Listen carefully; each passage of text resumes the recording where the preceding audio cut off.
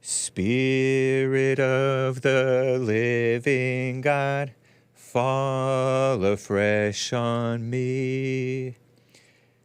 And we are off. It is Monday. Everybody loves Mondays. December 11th, 2023 AD, Anno Domini, the year of our Lord. It's 9:01 here in Los Angeles. And good morning to you guys, afternoon, evening, whatever. Madrugada, something like that.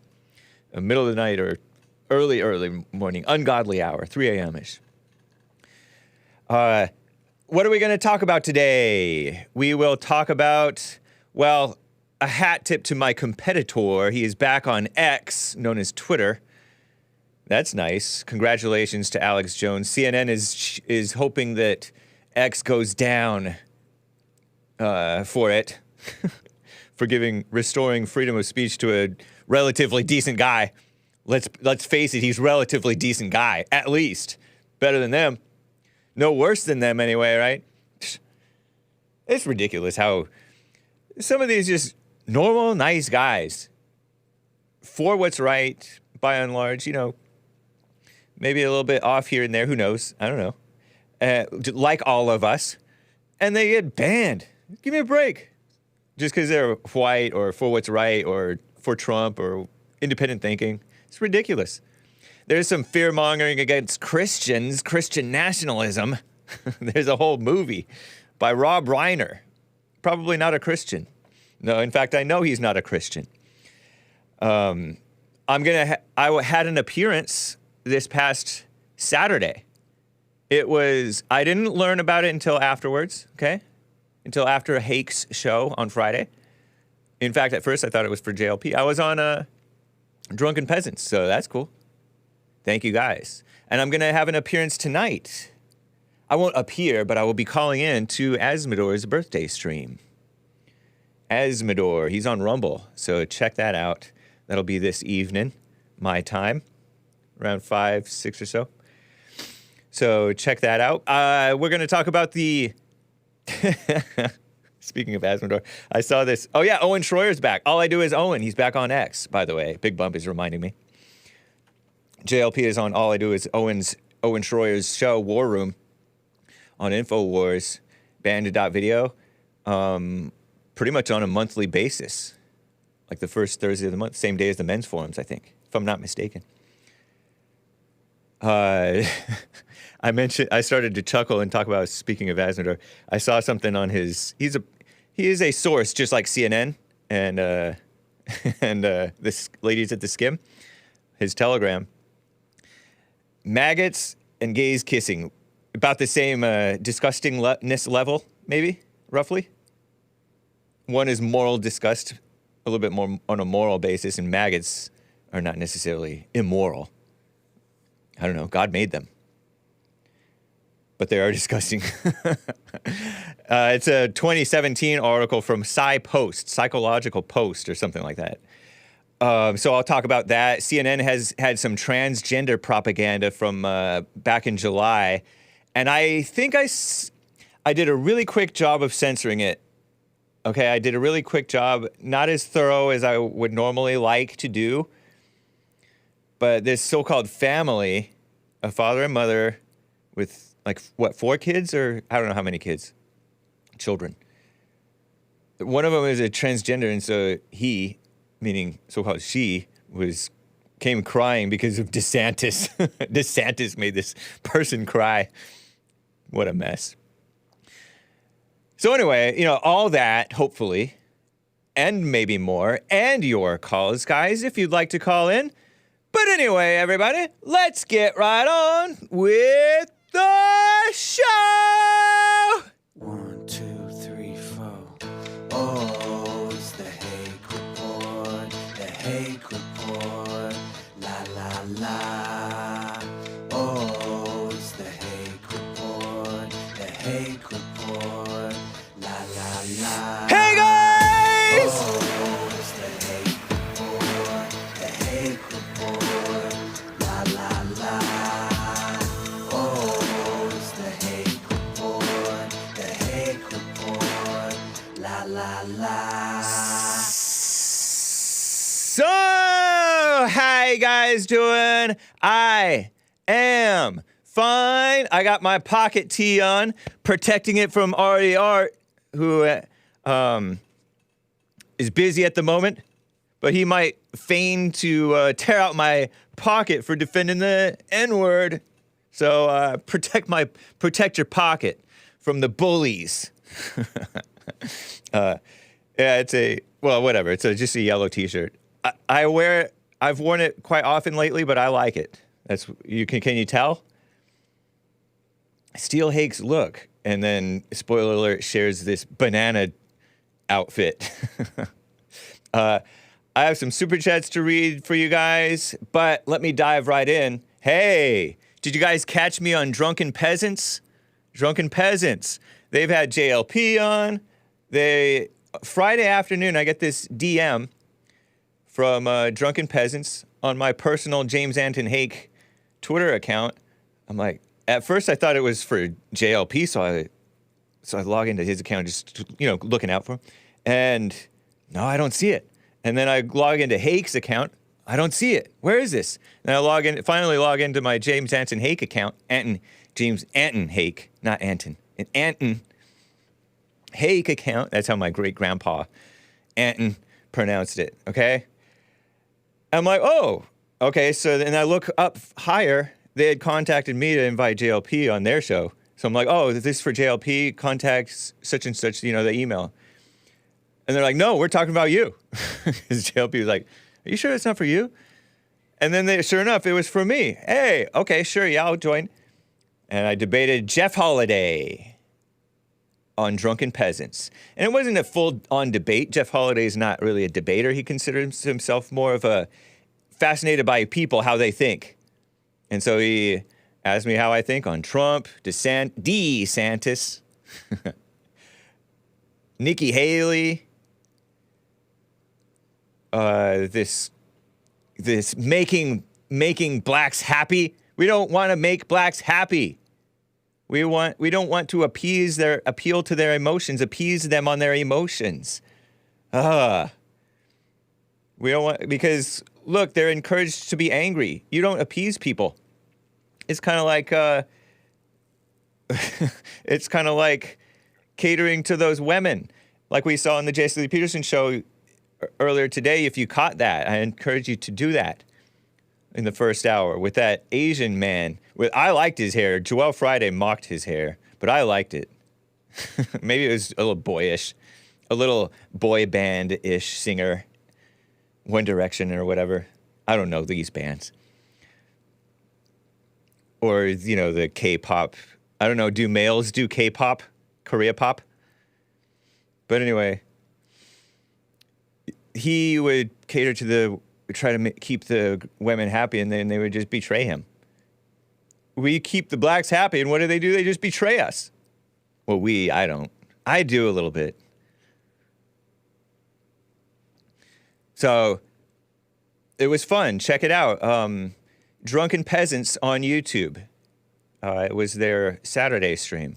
And then after they hung up with me after about 2 hours or so, they went on to talk about other things. Hunter Avallone, my former debate opponent, going through some troubled times. We wish him well, right? And what else? Nick J. Fuentes for president in 2036. Maybe Jeff Holiday is the vice president. He's in Antifa, though, so... one never knows. So it was a fun time. I had fun. It was long for some. Okay, let's move forward, though, because we have some real things to get to. I want to wish a congratulations to real Alex Jones, and all I do is Owen, by the way.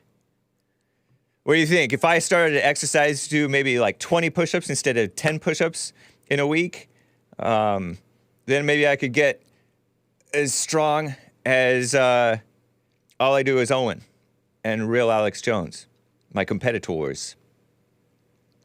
We wish them well. That's cool. They're back on X. X, free speech platform extraordinaire. Minus various people who have still been banned for no really good reason, to be honest. Let's be honest. Except for they're disliked by the worldly false powers that be, satanic. People who are wolves in sheep's clothing. They are what they accuse others of being. Hateful. I have a meme of Alex Jones that I saw on TKR official Telegram. Here's Johnny. I saw that for the first time when I was like almost 30 years old. This movie, it's a movie scene. The Shining. Better than the book. I heard that the author of The Shining did not like the movie The Shining. He's just sour grapes that the movie's better than the book. The one time that the movie is better than the book. No, I don't know if it's better than the book. I've never read a Stephen King book, to my knowledge. Stephen King is a liberal. Not to be confused with Steve King of Iowa. But instead of that, let's face it, he's a pretty good actor. I like his acting. Jack Nicholson. Instead of Jack Nicholson, it's Alex Jones, my competitor. And that classic picture of the woman screaming and being sad at the election of our greatest president, Donald J. Trump. Antifa gal with a knife. Salud. Isn't that funny? Kind of amusing. It's sort of a disturbing movie, but I love the scenery. Don't watch movies, kids. Wait, did Hake say 10 a week? Well, plus or minus. Kevin Howe, our resident Ukraine simp. Just kidding, Kevin Howe. Half kidding. He says he's banned on X. He's banned on Hake's Odyssey and Telegram as well. That's because use a. I don't want to fill in the blank. You kind of jump to conclusions, Kevin Howe. So you are a nagger. You annoy people. But I appreciate you, Kevin Howe. That's funny. So yeah, congratulations to those guys. It's nice when there's like a semblance of justice in this world. It's controversial, meaning going in the right direction, somewhat. That's why the gains are so slow, says John Frederick. What, 10 push-ups a week?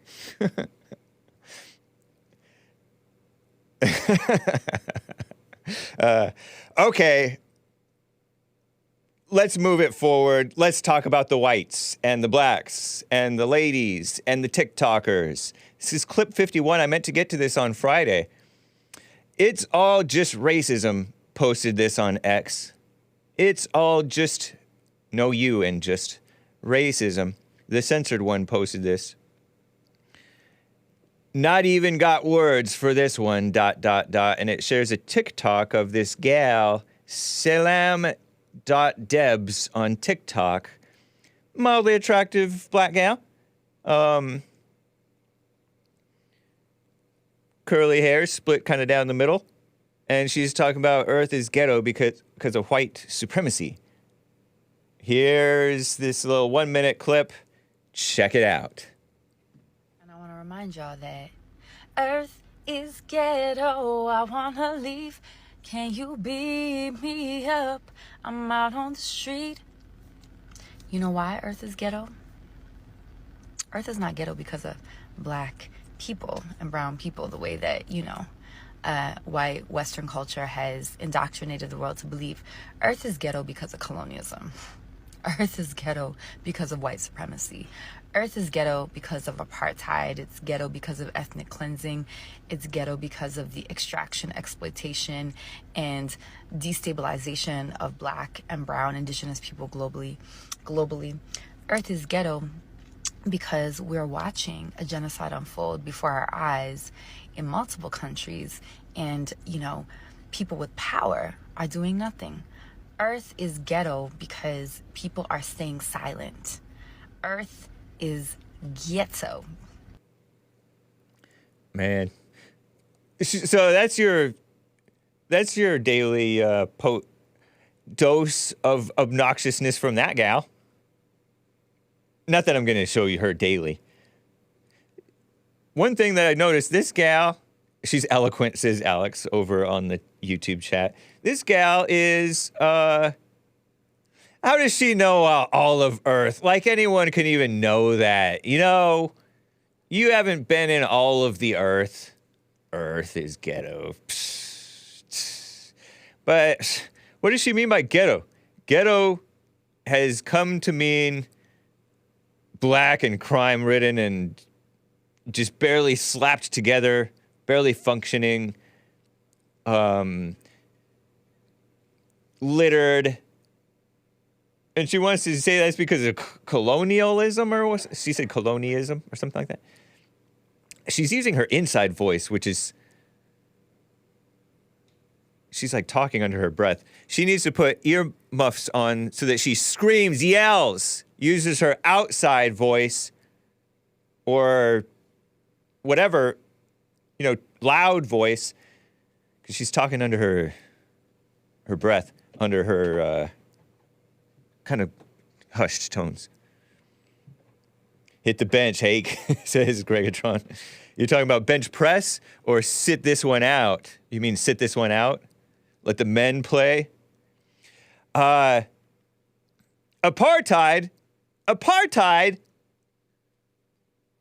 doesn't make ghetto. Look at South Africa. It's worse today than it was during apartheid, I think. She doesn't make sense. Does she mean ethnic cleansing of the whites? Does she mean does she mean that the South Americans and Central Americans coming up here, setting up colonies in America? Does she mean that colonizing? It's ridiculous. Shameful. Nice hoop earrings, nice glasses, nice face, relatively young, mildly attractive. She seems edgy-mummificated. I was talking with those guys on Drunken Peasants about, I said, whites vote better than anybody else, statistically speaking. The whites tend to be more conservative, more for what's, fair to everybody, for what's right, Republican. Not that Republicans are great, of course, they're not. They're evil. But they tend to be, majority sensible. And I was thinking about it yesterday. I was walking around early in the morning through this beautiful Jewish neighborhood, and I found some Christian neighbors. For unto us a child is born, for unto us a son is given, and the government shall be upon his shoulders. It's about Jesus from the Gospel of Luke. I think it was maybe a reference to an Isaiah prophecy or something.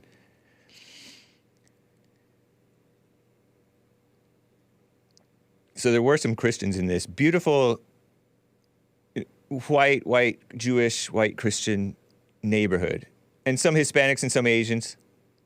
And I'm like, most of the time when you go to these white neighborhoods or these white people, they vote better. And this guy's like, oh no, they vote liberal. They're not vast majority. I didn't say vast. I said just they're pretty evenly split, but they lean more conservative. All the other races lean liberal, brainwashed into their race to the counterproductivity of themselves.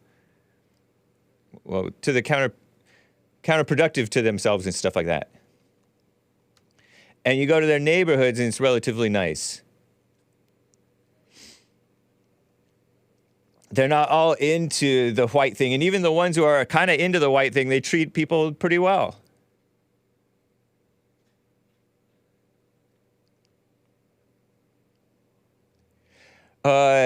In Arcadia, California. Beautiful area. Used to be totally white. Now it's white and Asian. Maybe more like Asian and white. There's this mall. My childhood mall. I used to go there when I was a little baby kid. with my mom. Get an orange Julius or an orange Bang. I don't know the difference. Go to the mall. Santa Anita Mall.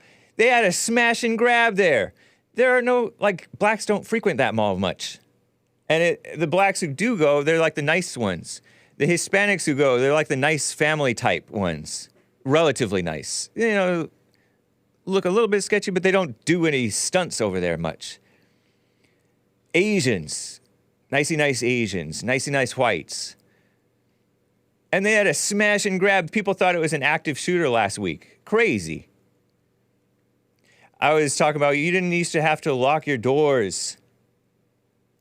I'm going on Azzmador's show this evening. He called into my show one time talking about this white flight thing and segregation and this forced integration and how they would bring a black into the neighborhood. His dad would move out, and then the neighborhood would go from safe, you don't have to lock your doors, meaning people don't have, you trusted your neighbors not to just waltz into your house and steal stuff from you. You didn't have bars on the doors and windows. You know, in the rougher neighborhoods, Hispanic neighborhoods, black neighborhoods, even some of the ghetto Asian neighborhoods, you have to have bars on your doors and windows.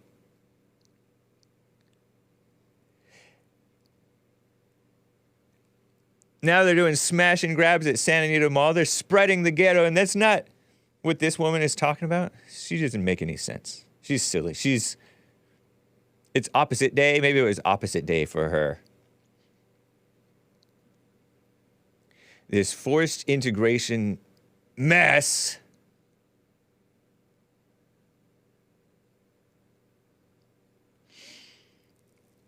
And then you go back to these neighborhoods, it's not so much safe for the kids to be playing outside into the night. Some of them do still. It's not so much safe to leave your doors unlocked. You might have to put your windows up. It turns into a ghetto. In part because of the welfare mess, because of welfare, helping people makes people worse. It's human nature. It's not like I'm looking down on the homeless thinking I'm better than them. But the homeless are enabled. When you're enabled, you get worse. You get spoiled. I'm enabled not to do push-ups all the time, so I got a beta back. Right? Spoiled. What a mess. All right. Let's keep it moving. You guys can call in 1-888-775-3773. Let's talk about Rob Reiner. This guy is putting out this movie. I feel like I've seen it before. Is it old? Or is it yet to come out? Or were they promoting it years ago? Rob Reiner is fear-mongering about Christian nationalism. I have this clip, 11, Hassan. It's the whole trailer. Hopefully I don't get a copyright blocked. I don't think I will. God and country. It's smearing the Christians who want the nation to become Christian again. Here it is. The following preview, approved for all appropriate audiences, it's going to be PG-13. America and Christianity are like baseball and apple pie, and we celebrate them together. Hey, Phil Vischer. VeggieTales guy. I was 16, 17 years old when I became a Christian. I'm an evangelical minister. I've been a Christian my whole life. That guy, he's a Trump hater. Oh, what? I'm a Christian nationalist. I have nothing to be ashamed of because that's what most Americans are. Is Christian nationalism Christian? No, it isn't. We should be blazing forth as a countercultural example, and instead, we're leading the charge of malice and division. Christian nationalism uses Christianity as a means to an end, that end being some form of authoritarianism. That guy hates Trump. Being a Christian is about the values of inclusion. Christian nationalism is certainly not based on the values of the gospel. God wants America to be saved. They're told over and over and over again that you're in danger. You need to fight if you don't want to lose your country. We are in a civil war between good and evil. This is not a movement about Christian values. This is about Christian power. What happens to the people who don't believe this stuff? We are on the precipice. God is on our side. We're taking our nation back. The thing that keeps me up at night is that we lose democracy. Does that seem possible? Yes. January 6th. Christianity at its best is committed to love and truth and justice. Civil rights movement. If we do this right, what a country we will be. That's the NAACP president. He's fat and old. Barber? William Barber? Something like that. Oh, that was shorter than 3 minutes. Oh, whew. Maybe I was thinking about this CNN pro-transgender propaganda thing. Crazy, huh? Ridiculous. Christian nationalism, fear-mongering about the Christian nationalism, pretending that if they had made that song creepy, it could be a Jordan Peele movie, says Nick, American Anchor Baby. Jordan Peele is a talented black he's the fatter one from Key and Peele. It's a comedy bit, two comedy blacks. One is kind of light-skinned black, and Jordan Peele is the fatter, shorter, and he's successful at being very creepy. He's made the movie Get Out, which is, I thought it was smearing the whites. I'm not sure. I haven't seen it. Joel Friday liked it, but he's so innocent, he didn't realize that it was smearing the whites. Another caller called in to me and said, oh, it was good. I don't know if it was on air or not, but he said, oh, it was actually a good movie. I recommend you check it out. So I don't know.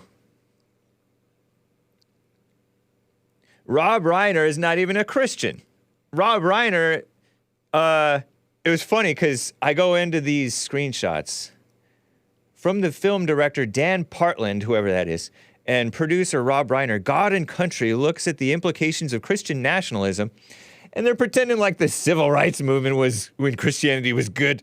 It was not good in this so-called civil rights movement. Civil wrong, evil. Wolves in sheep's clothing, communism, fake idea of equality mess. Talk about anger. And this so-called civil rights movement had more riots than January 6th. Or the Proud Boys or whatever. Shout out to the Proud Boys. Mostly decent guys in my view. Some of them rough around the edges. Maybe they misjudged Dylan Burns, my former guest, and I've been a guest on his streams. Actually, I'm going to have Dylan Burns on Tuesday, tomorrow. Hey, nice. He's the guy, he's the other Ukraine simp. Dylan Burns and Kevin Howe, our resident Ukraine expert simps. But anyway, also a Christian, or maybe not anymore because he's alienated by the Christians. But he got beat up by, not Antifa, but by Proud Boys because they judged him in D.C. or somewhere. Well, he looks big. He looks small on stream, but he's actually big and tall and long-haired and looks kind of like mixed race almost. So he could be mistaken for an Antifa. And plus, he's kind of liberal and not shy, so maybe they misjudged him. Or maybe there's more to the story than what he said. Oftentimes there is. But anyway, I get there's people on every side of things who do wrong. And, you know, that guy's talking about we need to fight for our country. I guess you could fight in the right way, but most time people don't know how to fight right. Featuring prominent Christian thought leaders. Who's that guy who's anti-Trump? Yeah, Rob Reiner is Jewish, but kind of atheist, not religious. There was a tweet, a reply, God Country Movie replies to Hassan inside that Rob Reiner Christian nationalism fear-mongering. Elijah Schaefer, posted, not that one, go to God Country. Oh yeah, because there's other people promoting other stuff. Mildly interesting to me. I think I'll skip over that for now. There's one about Rob Reiner. It has Rob Reiner. Elijah Schaefer has this screenshot. Yeah, there it is. I'm not a Christian, Rob Reiner. Freedom from Religion Foundation, atheist organization. Far left, by the way. JLP has talked to people from there. But I try to live by the teachings of Jesus. Yeah, right. Everybody pretends like they try to live by the teachings of Jesus. The atheists or ex-Christian don't care about religion or God. A debate opponent in Drunken Peasants said, oh, I really support what Jesus was about. He was a socialist. Why does a Jewish agnostic Hollywood elitist care about Western Christianity in middle/southern USA? Don't forget California, Elijah Schaefer. Seems like maybe you hate Christians.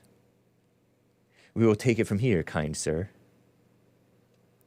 Kristen Hawkins showed the dad, posted, I don't know who she is, but she said, showing the arrest of the dad at that school board meeting because his daughter was allegedly sexually molested by a wannabe transgender or gender ambiguous dude is wild, as if he's the bad guy. It's a wild narrative choice.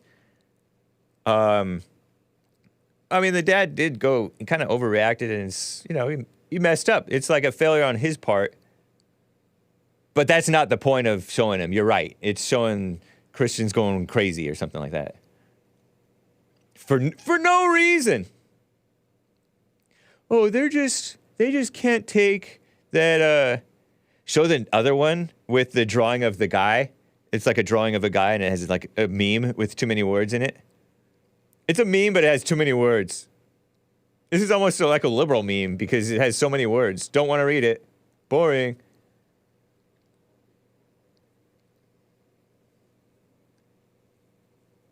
You should let in more refugees because Jesus said to be compassionate in the Bible somewhere. No, I'm not a Christian, and I have nothing but contempt for your backwards religious beliefs. See, yeah, this argument wouldn't work on me, but maybe if you use it on you, you'll do what I want. Or if I use it on you, you'll do what I want. Yeah. Phony people pretending that they know about Jesus. Smearing the Queen, Marjorie Greene. I'm a Christian nationalist.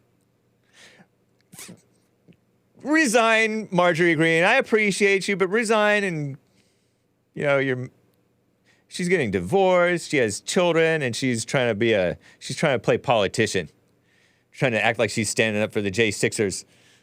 She might be pumped up on her ego. And by the way, she does not P90X.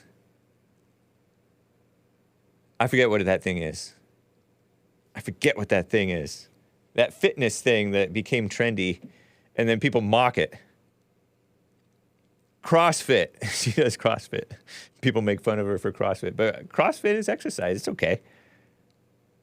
Better than not doing enough push-ups. Resign? Whoa, says everything is fake.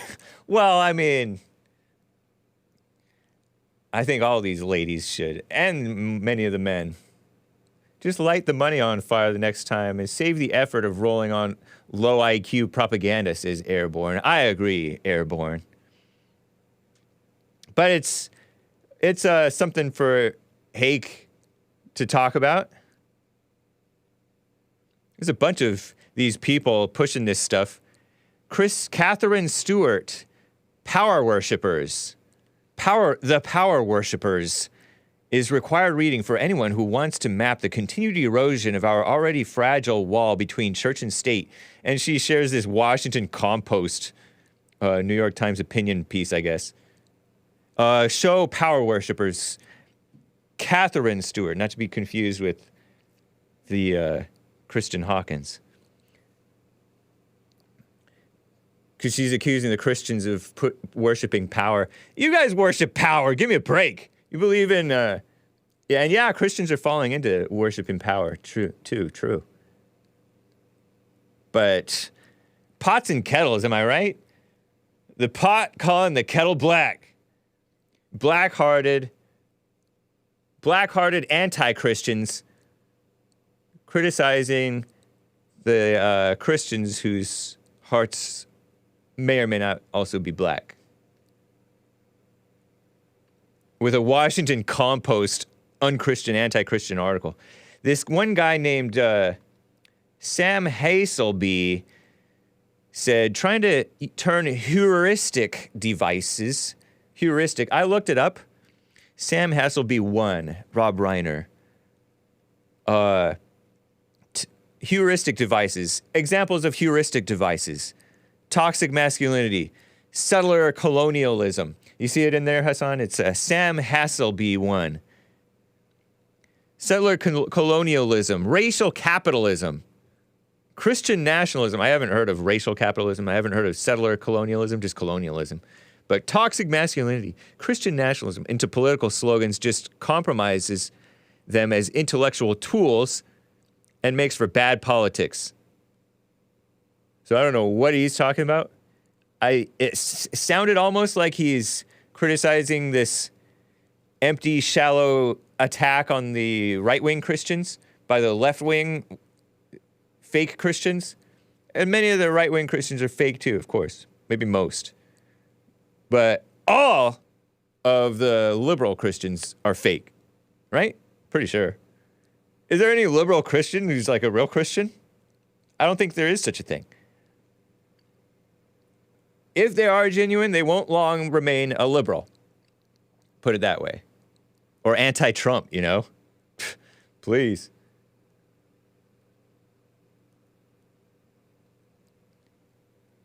Christian nationalism, Rob Reiner posted, is not only a danger to our country, it's a danger to Christianity itself.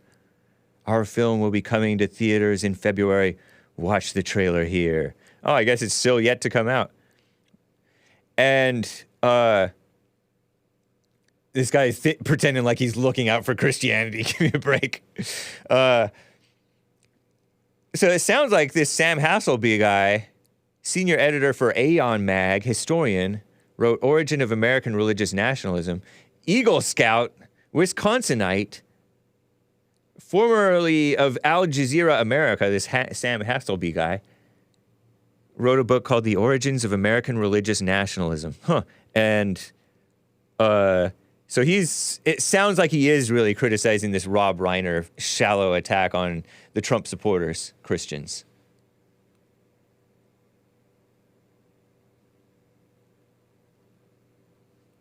Even though he agrees with them, I think.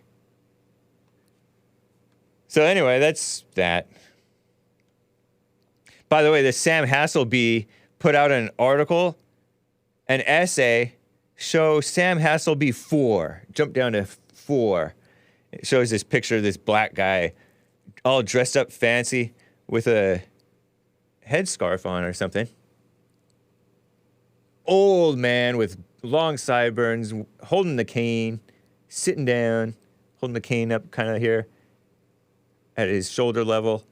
Fancy old school suit clothing. Kind of nice. I like it. I like the style. An essay on the Muslims of early America. It's his 2019 essay, right? I guess. The matter of political belonging in the near Anglo-Protestant monopoly. Oh, I thought it said monopoly, but it's monopoly.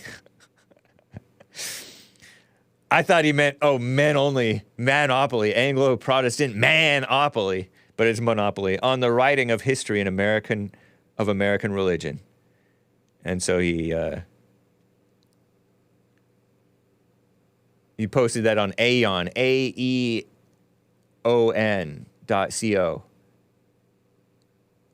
So seems like a relatively interesting, probably liberal, history buff type of a guy. Interesting, huh? Sort of. Kevin Howe says, there's no real Christians or real Scotsmen or real communism. Hasn't been yet tried. LOL. Naggers gang gang.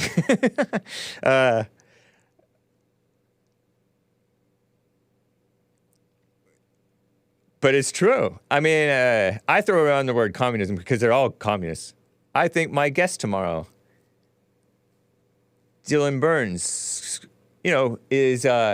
falls with the description of communists in that he doesn't really dress up proper, but dresses his presentation up to seem reasonable, rational, rationalizing, and intellectual, citing different information. But it's all mockery. It's all an attempt to mock the truth that Trump puts out and normal conservative Christians put out, and, whites, sensible people put out. So I throw that all as communism.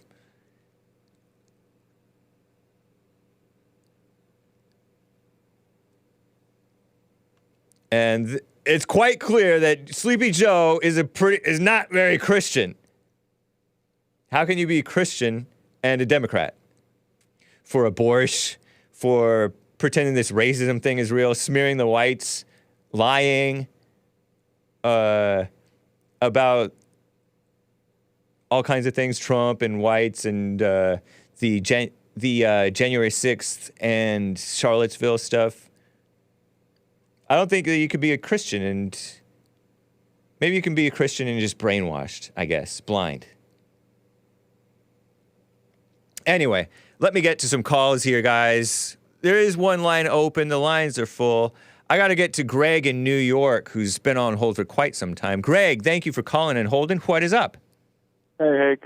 Hey. I just wanted to ask you to explain your opinion about the horizon. You were talking about the horizon and how it proves the Earth's round. Yeah, look at this horizon behind me. It's a photograph of a horizon put up on a TV screen behind Hake.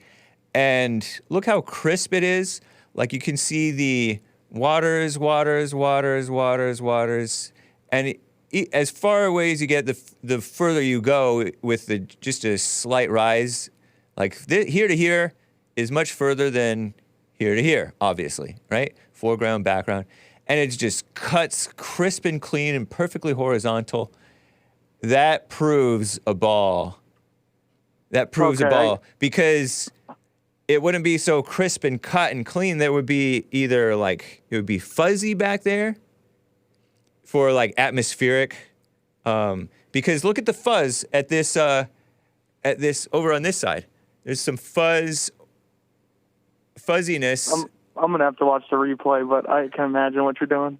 Oh, yeah. I'm looking at the mountain hills in the background here, which is not that far away.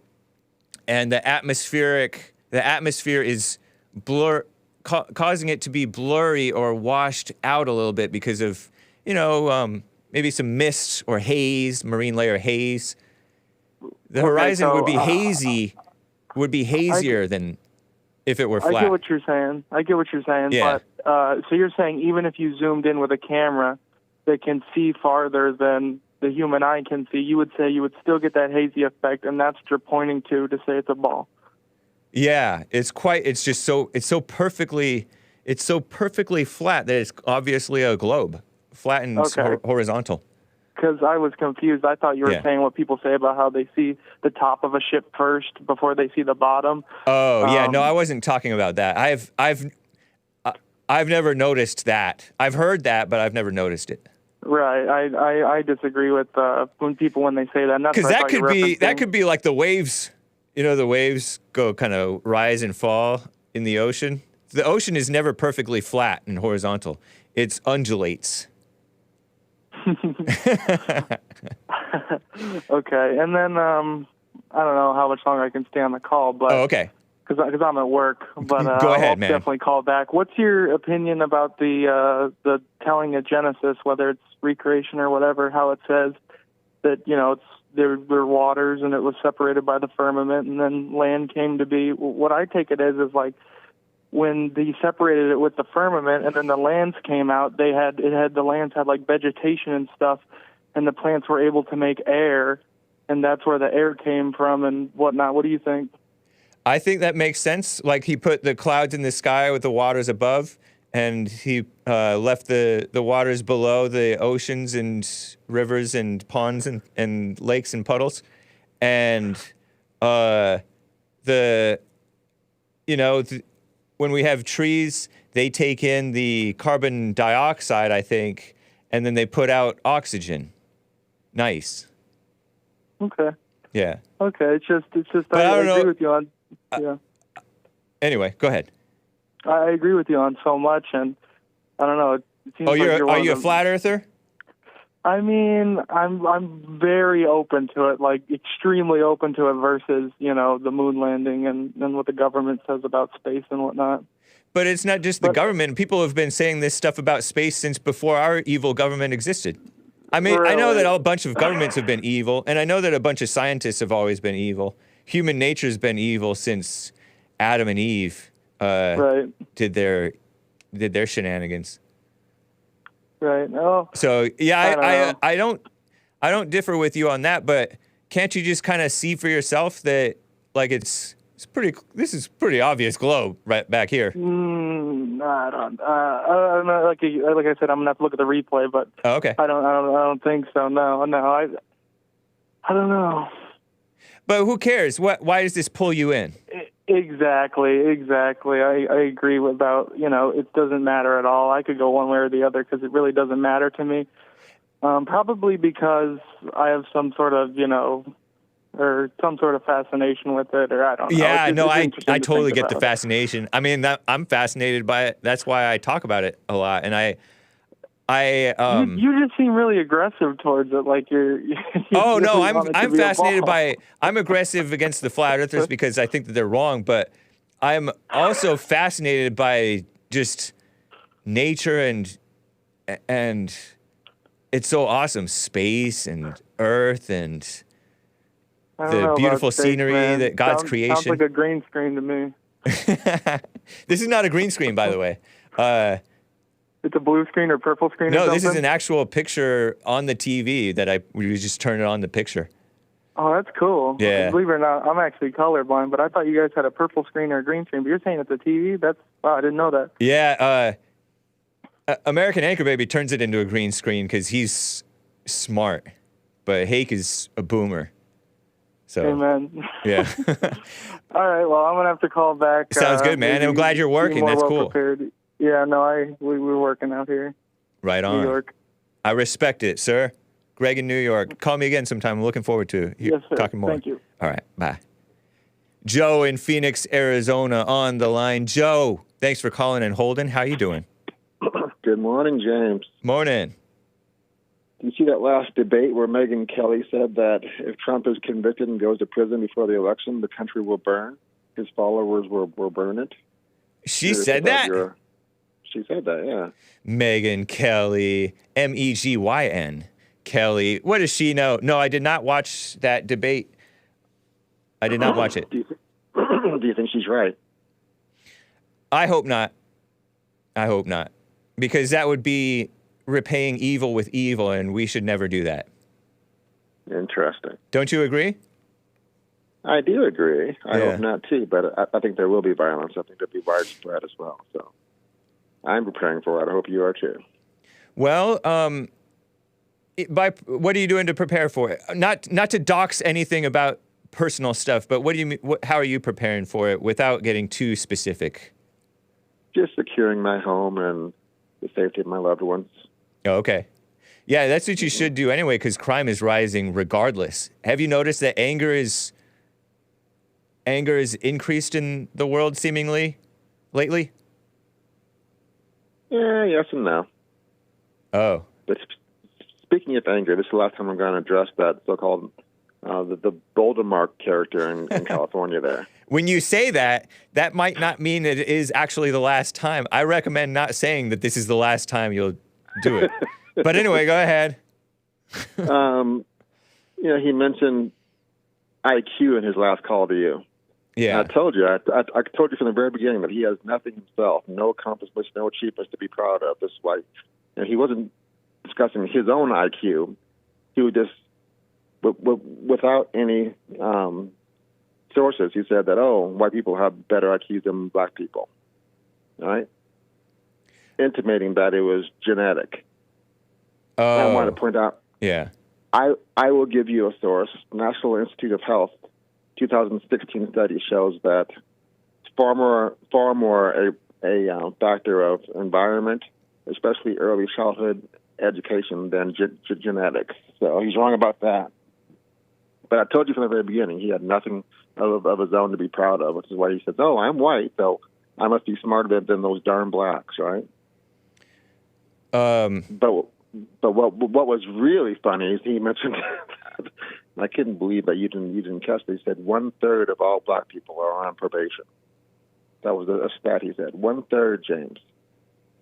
That would mean 15 to 16 million people are on parole or probation. Uh-huh. There's not 16 million cops and parole officers in the whole country. Interesting. I mean, just 5 seconds of critical thought would have told him that stat was not real or couldn't possibly be real. But no, he's so desperate into his whiteness that he'll just throw out any stat. And supposedly that blew my 1.05 out of the water, according to him, when it's not even real and couldn't possibly be real. So I called it from the very beginning with him, James, and that's why I say no. Nothing says about me is real or factual, but everything I say about him is backed up by actual fact. I don't think that's accurate. People can be kind of off on the stats and still be right. The less educated people are often right about the more highly educated people. You shouldn't just use his mistake, if that's a mistake, on it's not a mistake, James, or error, whatever you want to call it. You shouldn't just use his confusion on that, as you call it, to write off what he said about you. He was still right about you. No, not right to any degree about me. He has nothing to say about me that would be accurate. Nothing at all. You're wrong on that, man. You should humble yourself and check yourself.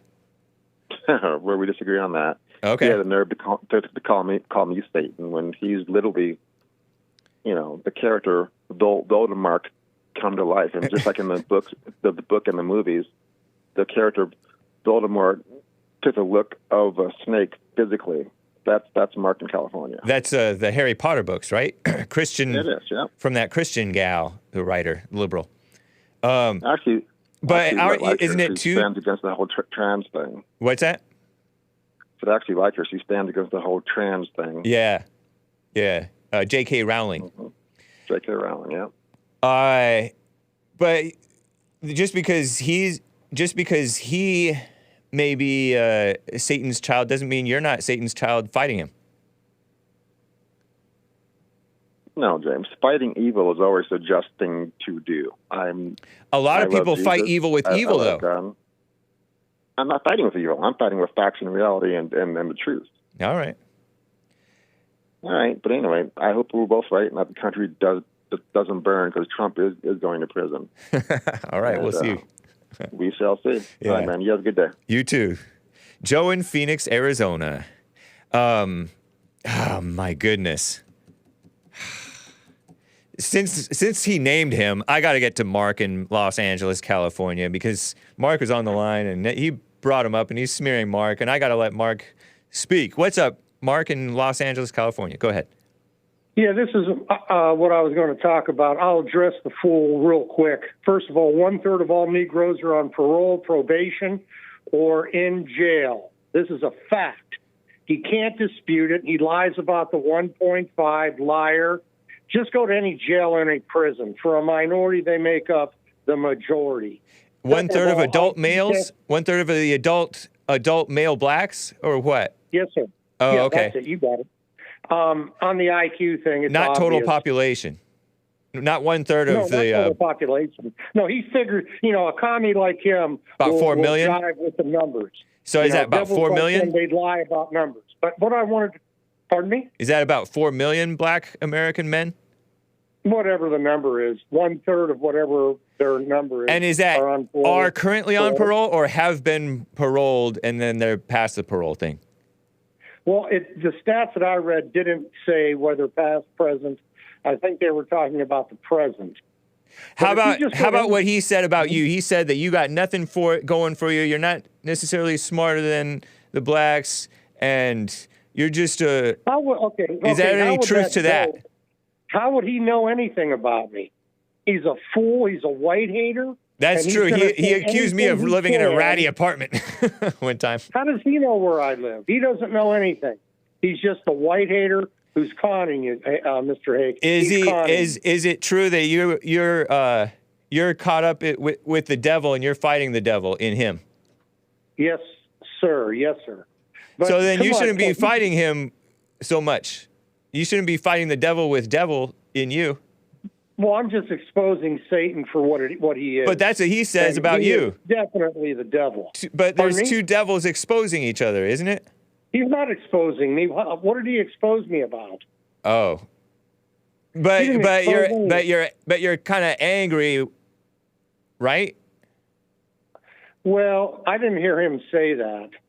But if you want to put words, how about two mouth, devils fighting each other? Well, that wouldn't be me. I'm a Christian nationalist, and that's really. But he thinks he's a Christian center right or whatever.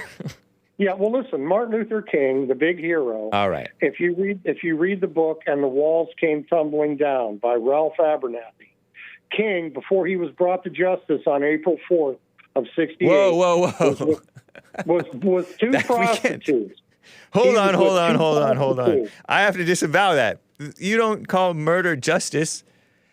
I mean, you can, but I disavow calling murder justice. Okay, I will too, for the sake of your station. Thank you. But my point is, Mr. Hake, that he was. If you read the book "And the Walls Came Tumbling Down," even stupid that was just on the line, even he could read that, and it'll say Ralph Abernathy, King's lieutenant, wrote the book and said the King was with two prostitutes the night of his killing. Okay, he was anything but a Christian.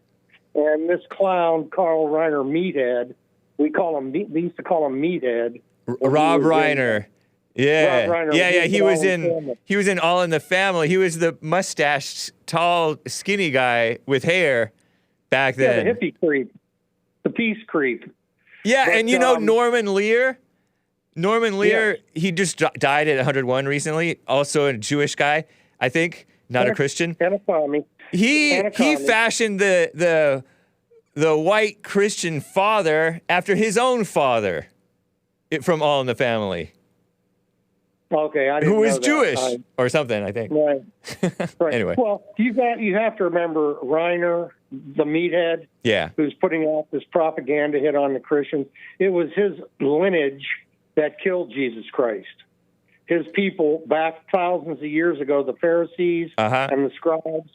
Okay, they killed Jesus. So is he's related to them by blood, or do you mean spiritually? Both. And he actually is carrying on the baton to attack Jesus Christ through his movies and his statements. He's evil. Reiner is. He's evil in every way.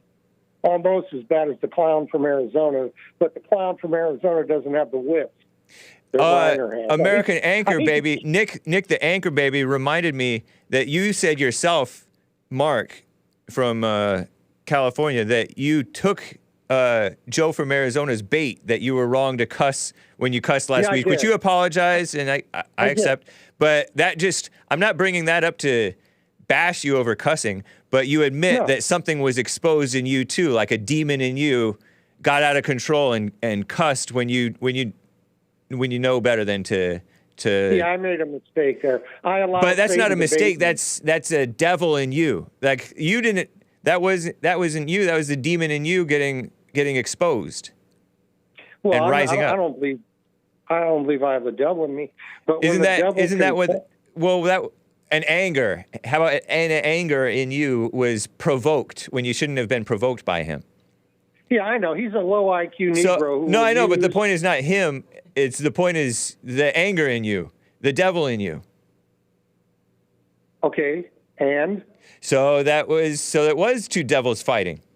No, I would disagree with that. But I would say I did make a mistake by using profanity, but it was. No, I don't even care about the profanity. I'm just talking about the point of demons getting self-righteous, fighting each other, and the people who are possessed by the demons getting all caught up and taking it personally. Yeah, I guess the best way to look at this is if you deal with the devil, you're going to get burned. Yeah. And I got burned. Let the Lord fight your battles. Well, That's I right. try. I mean, I pray every day. Nice. I pray for Derek Chauvin. I pray for the January 6ers. I pray for the white race. How about the enemies? And I pray that we can defeat Satan before he defeats us. Now, doesn't the Bible say to pray for your enemies too, or no? Well, I pray that they're brought to justice. Okay, now, the other point I wanted to make real quick is that Christianity, according to Malcolm X, was brought onto the black people when they were brought here as slaves. According to Malcolm X, they were Christianized. So my point here is Christianity is a white man's religion.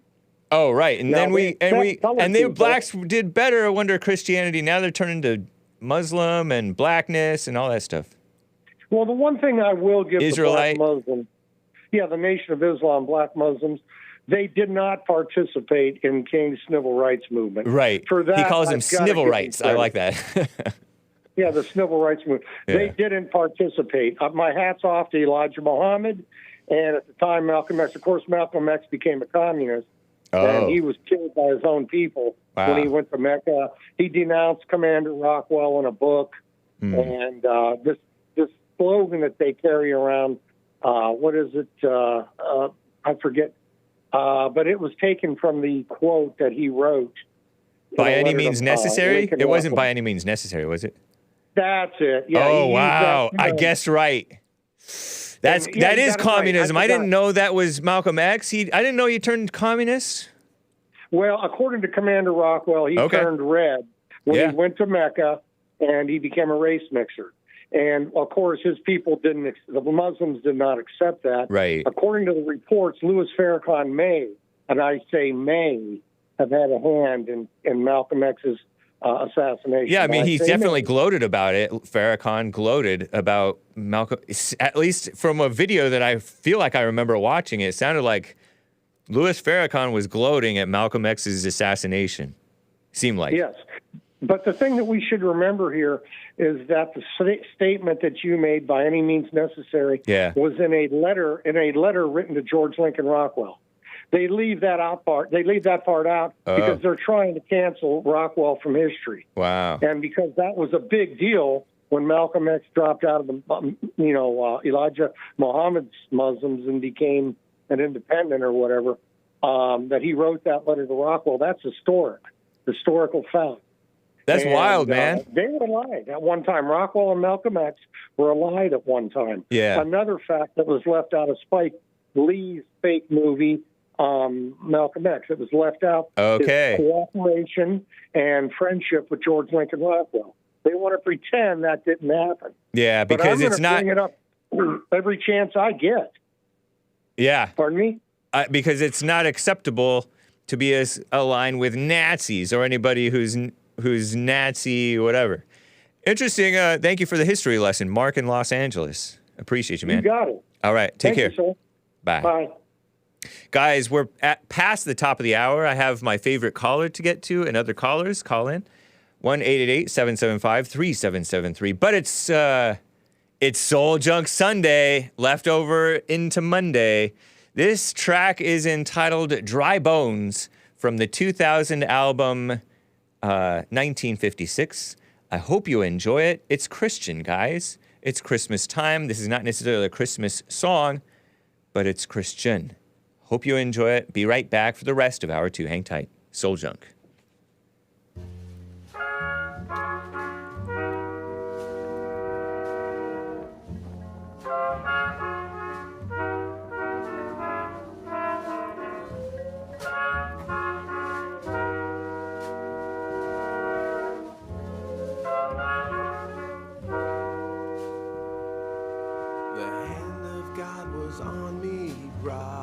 By his spirit brought me to a valley filled with bones, and he led me back and forth among them, and he asked me, son of man, can these bones live? And he said, hey, dry bones, here's what the Lord has said, I will put my breath in you and you will live. That's when you will know what kind God I am, God I am, God I am. And as I prophesied, there's a noisy rattling sound, and the bones all came together, joints and flesh appeared. He said, prophesy the four winds of breath, come fill these slain. And as I did, they stood up on their feet. And hey, dry bones, here's what the Lord has said. I will put my breath in you and you will live. That's when you will know what kind of God I am. God I am. God I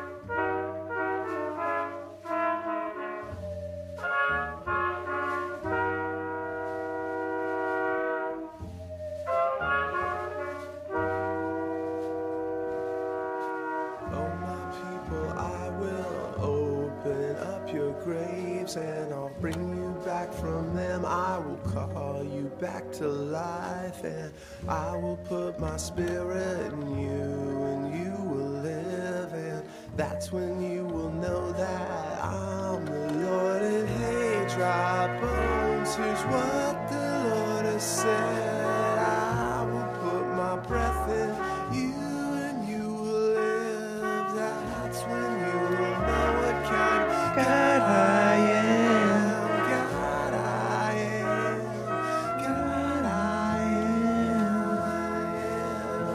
Isn't this nice? What a sleepy little tune, says Chris. Hake actually listens to Taylor Swift in his personal life, says Strifecast. Whatever, man.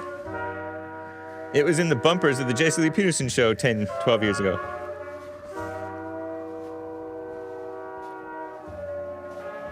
What a vibe.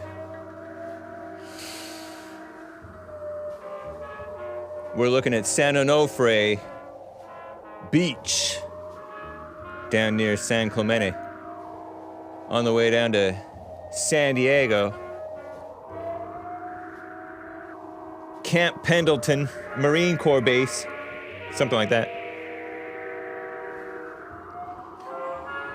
Such a vibe. Let me get to some super chats as we close out this beautiful music. Hake wants Travis Kelce out of the picture. Indeed.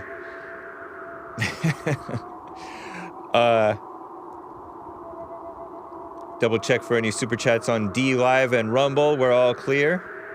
Odyssey. Streamlabs. Someone bought a coffee. Talking about mess. All it took to get an answer on the do you rent or own a home question was a discussion about who should be allowed to vote on the Drunken Peasants show. I rest my case, laughing face emoji. Well, whatever, someone. Maybe I just said an untruth. Maybe I just lied in order to protect my privacy. You don't know. Yes, Snake. I might end up taking spoiler alert's advice and banning you from that mess. But in the meantime, I accept your super chat and mind your own business. Yes, Snake. Carver bought a coffee. Hey, Hake, you mentioned The Shining without even getting into the moon landing conspiracy stuff. That's red meat for your loyal Flat Earth fans.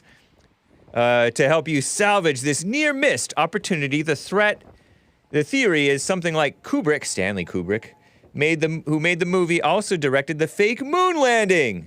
He made the kid in the movie wear the Apollo 11 sweater, and I have, boy, Apollo 11 picture in the folder there. I just dragged it into the folder during, one of the phone calls. Sweater as a hint, and then some other stuff too, I think, maybe. Someone in the chat knows full details, he's sure. And I have an image of the sweater kid. Do you see that in there in the folder? I think. Boy, Apollo 11. I misspelled Apollo 11. Standing in the hallway, this little boy with his 70s or 80s style outfit and hair. Isn't that a beautiful, I mean, aside from the cold fluorescent lights look there. It's a pretty attractive movie. The movie is just nice. I like it. But yeah, Apollo 11 spaceship USA sweater on that boy with those 70s colors. I like the mud green pants he has on. And that collar's a little big for my taste, but it's a nice plaid brown collar. I like that style. Nice white young man. And he survives. Not to spoil the movie. Sorry I spoiled it. I spoiled the movie. It is from the... What era is that? From the 80s? When did that movie come out? The Shining movie. 1980. Wow, it was before I was born. Dang. Indeed. Well, thank you, Carver. Another super chat from Based America First. A review. Interesting conversation with Ben Holiday and Ben from the Drunken Peasants and Jeff Holiday. 2 coffees, right? They seem rational, but also a mess of contradictions. Did Jeff Holiday? And he thought that I was contradicting myself. I'm like, where did I contradict myself? Like, where's the contradiction? Maybe they're just in their imaginations making assumptions. And maybe we're doing the same to them. I'm not sure. Did Jeff say he is an Antifa super soldier? Yeah, he did. Yeah. Did Ben, as in the guy from the host, the main host, I guess, from Drunken Peasants, say that 1A, First Amendment, doesn't really have anything to do with the freedom of speech? He did say that, and I didn't really ask him to elaborate. I was like, oh, okay, whatever, freedom of speech. Neither supported absolute freedom of speech, neither do I, because they don't want lies to spread, not really realizing any central arbiter of truth would lie to control people. Indeed, I agree. The solution to free speech, especially lies, is more free speech, especially truth. Yeah. Let God deal with the liars, or Satan, because the liars are in cahoots with Satan. Yeah, there was an interesting chat that I may touch on. Did Jeff say government forcing unwanted vaccinations is okay because healthcare workers could harm patients, sick workers could simply just stay at home? Duh, that's right. But government cannot regulate a pornography that harms everyone, which it does. Did Jeff also say he is pro-freedom, but white people moving away from black neighborhoods is bad? Interesting. I think Ben said S-word-ual morality never worked. Sexual morality never worked. Oh, don't have sex before marriage? He claims that. Yeah, I mean, that's true. People claim that it never worked, and I don't buy that. It works. It's worked for me. You don't see me going over and trying to shoot at my ex-girlfriend or getting killed by police like this one person allegedly did, or killed himself or whatever, because I didn't have the S word out of wedlock and go nuts. Not that everybody who does that goes nuts quite on those explicit symptoms, but they go crazy. It's wrong. Interesting. But except morality and public shame put downward pressure on promiscuity. Until the advent of birth control and abortion, by the way. In the 1960s, in public S-word-dual education further promoted poor life choices. Have fewer marriages, fewer children, and rampant disease been more beneficial? And pornography and all that mess? Misfits? Maladjusted young men and women? Jeff complained that Tennessee provides bus tickets for the homeless to move them to the West Coast states. Not sure this is true, and why wouldn't they always choose SoCal for its weather? Jeff believed the sob story of a homeless man veteran who lost family in a car crash. A tragedy if true, but why would a skilled veteran be unable to work just because his family died? I know, huh? Nice that you pointed out Jeff was willing to provide blankets, but unwilling to let the man into his apartment. Yeah, I'm like, had you known his situation, you could have given him his key. Given him your key when you went out of town. Why is it bad that Tennessee externalizes homeless people to the West Coast, but okay to externalize the cost of homelessness to taxpayers in yet another government program that makes situations worse? As Base America First once said, or many times has said, and many other people have probably said, if you want more of something, you subsidize it. So what are we doing? We're subsidizing the homelessness in single mothers and out of wedlock sex and all that stuff. And subsidize not having babies. so-called birth control. And we get more of not having babies. So we need to bring in more immigrants, supposedly. I was shaking my head. Government housing was called the projects, cesspools of violence. Oh, yeah, when you subsidize the cost of housing, cost of housing goes up. Violence and trafficking and drugs in these cesspools called the projects couldn't be maintained and were torn down. Same problem persists with bums, but it is now pushed out onto the public streets. Your idea to bring back indentured servitude is interesting, but what could they produce, and how do you keep them from stealing to fence items for drug money? I guess prison. Put them in prison of some sort, or island or something. I don't know. Deport the homeless. That was my other idea. Can we deport the homeless? Deportation is not hate. We love the people whom we deport, okay? It's love. Hopefully, Hake doesn't get a Hake strike for saying deport the homeless. I love the homeless. If Jesus was homeless, they said, the Son of Man has no place to lay his head. But he wasn't a homeless bum who's out there begging and making stuff dirtier. Necessarily. Not, at least not that I heard. Am I right? Anyway. I got to get to my favorite caller from the sundown town of Dayton, Ohio. Maze, how are you doing? Hello, James. How are you today? I'm doing fine. Come closer to your phone and speak up loud and clear. Oh, I'm marvelous, as always. Nice. I have something to ask you. All right. I want to know your opinion. The truth does not mind being challenged, and a lie does not like being challenged. So what do you think about that phrase? I like that phrase. The truth does not mind being challenged, but a lie hates being challenged. Something like that? Yeah. Yeah. A lie hates to be challenged. Right. And the truth don't mind being questioned. Indeed. You know? So that's a lot of people's problem, because people ask questions.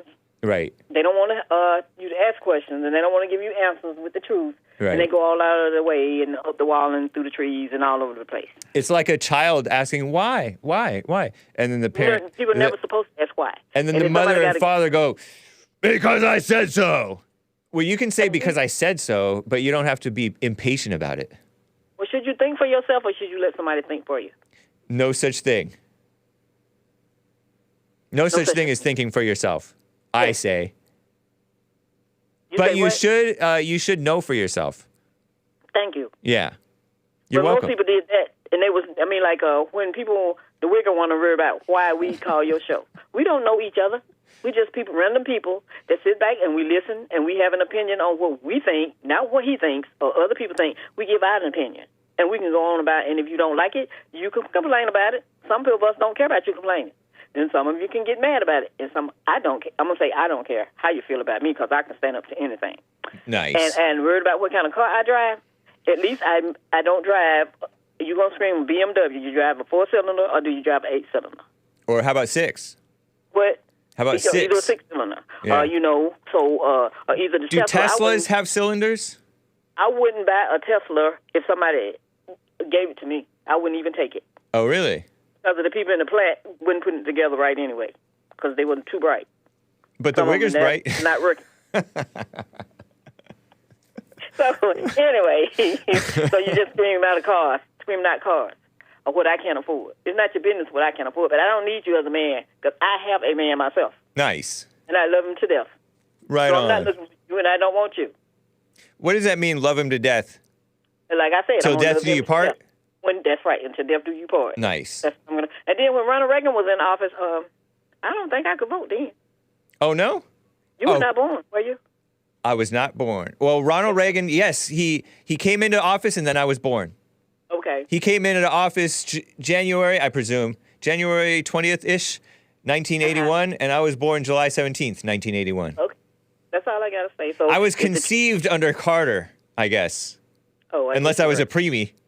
That's a pretty severe preemie. Can you learn from people like in the 80s and 90s that can show you history and things that you've never seen, and that's the truth. Yeah, that's why I like listening to Mark and Daniel from Texas, who was, I don't know, he's probably my age plus or minus, but he knows a lot of history. I like I started to like a little bit of history from you guys.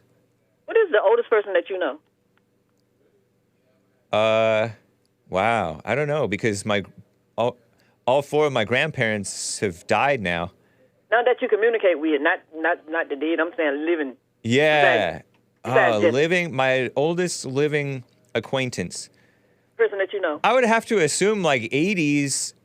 Yeah, but most of the people in my family are in their 70s. Okay. Whom I know.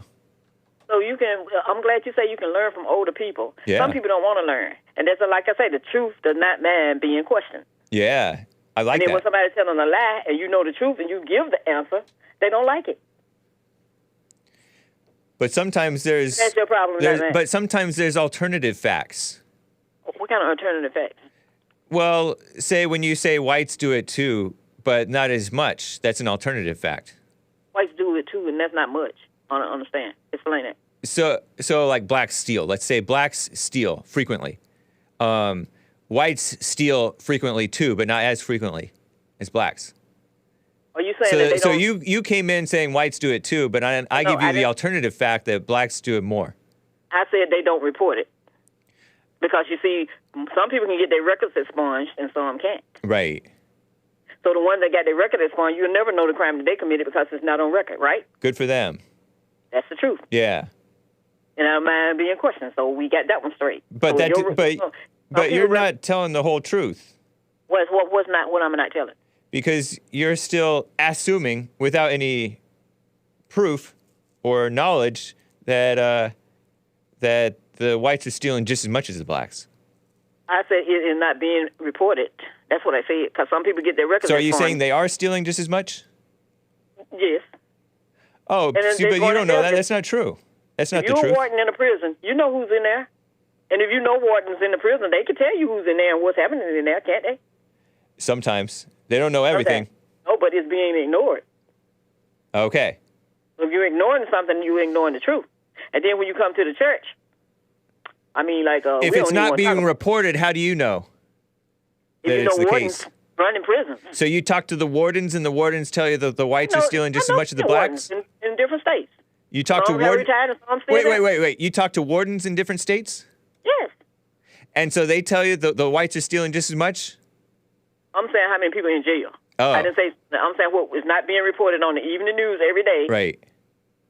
It's not being reported, you don't know nothing about it.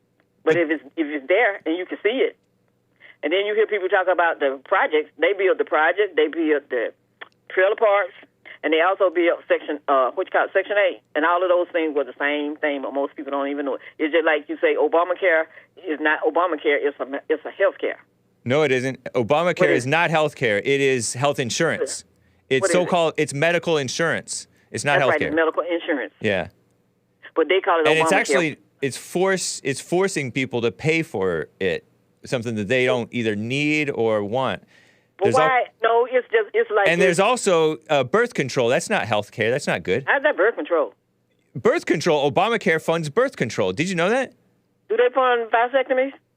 I don't know, but they don't. Really? But they shouldn't. They shouldn't fund either vasectomies nor birth control. When they shouldn't fund any of it, but they only fighting about. Thank you. So we should get rid of Obamacare because it's corrupt. It's not no Obamacare. Yeah, huh?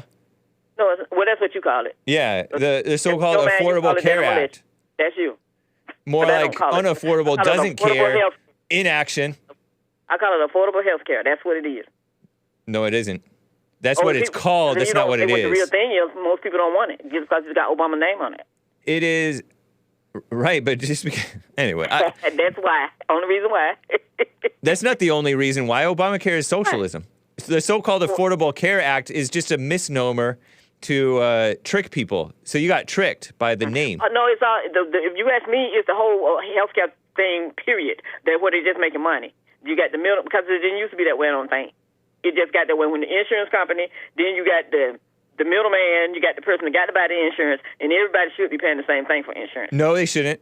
Because everybody doesn't carry the same risk. Some people are fat. Some people are gay. Some people are smokers. Some people are heavy drinkers. Some people, they're going to cost more to those insurance companies because they're going to say, "Oh, I need my insurance to pay for this." Other people may never even need to call on their insurance. So everybody should not pay the same thing. That's ridiculous. Everybody got car insurance. Everybody don't have accidents. Everybody's car insurance costs different too. Insurance on that. Everybody don't have a problem with their house. Yeah, everybody doesn't necessarily get into a car accident or drive drunk. And when a storm comes through, you got to pay for somebody else's house being blown away. And yours still standing up, but your money still got to pay for it. Don't it? And we live in a different state where our money got to pay for it through the insurance. That's why we should have people be ultra rich so that they can pay for their house destruction themselves. Really? Yeah. But down in Florida, they just blow their houses away and then go rebuild them in the same spot. Nice. That's funny. And they like taking that risk. They should pay. They should pay for that risk themselves. It's a risk to you. But as I was saying, it's not a risk to me. I'm not living down there. Oh, okay. You're not living down there, but you're living in California. So the fires come through and they destroy the houses. Fires have never touched my house. Earthquakes have, but not fires. We still got to pay for it. Huh? We are not even in that state. It depends on who you got your insurance with. But as I was saying, the kind of car I drive is my business. Right. Not yours. I agree. And what I can afford is my business, not yours. Nice. Because I'm not worried about what you do or what kind of car you drive. Right. It's not my business. But my conversation that I want to call and have and talk to you is me and James talking, and you will have nothing to do with it. Nice. So I want you to get that through your skull. Let it sink in. Because the truth does not matter. All right. Thank you, Maze. Questions. Have a... And a lie is always one a challenge. So with that, you have a good day. Thank you. You too. Take care. Maze in the sundown town of Dayton, Ohio. Mr. Pink is on the line. Mr. Pink from San Francisco, California. How you doing, man? What's going on, buddy? Hey, not much. Yeah, it's amazing to me how much Maze can talk about stuff she don't know about.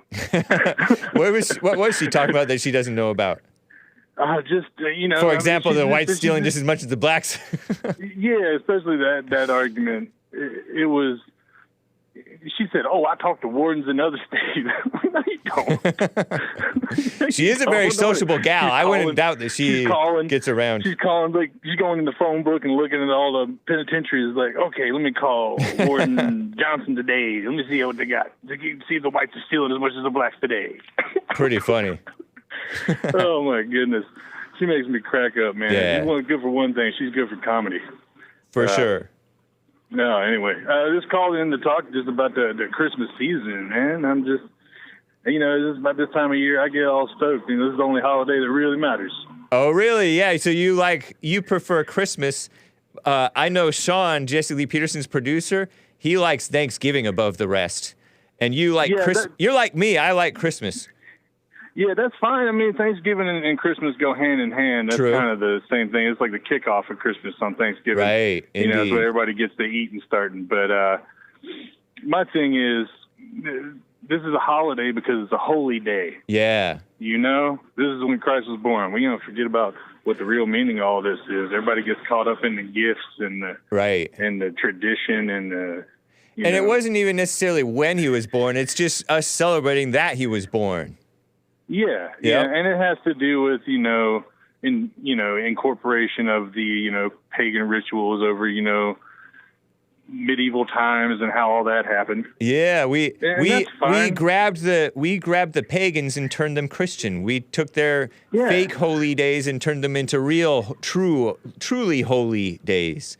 Yeah, for sure. And we put the trees inside just to make them happy. And I like the tree inside. That's cool. Me too. I like the smell of the Christmas trees. It's nice. Yeah, I mean, I live in San Francisco, so I ain't going to bring a big tree in my apartment, but I got my Lego Christmas tree I'm about to build. Right on.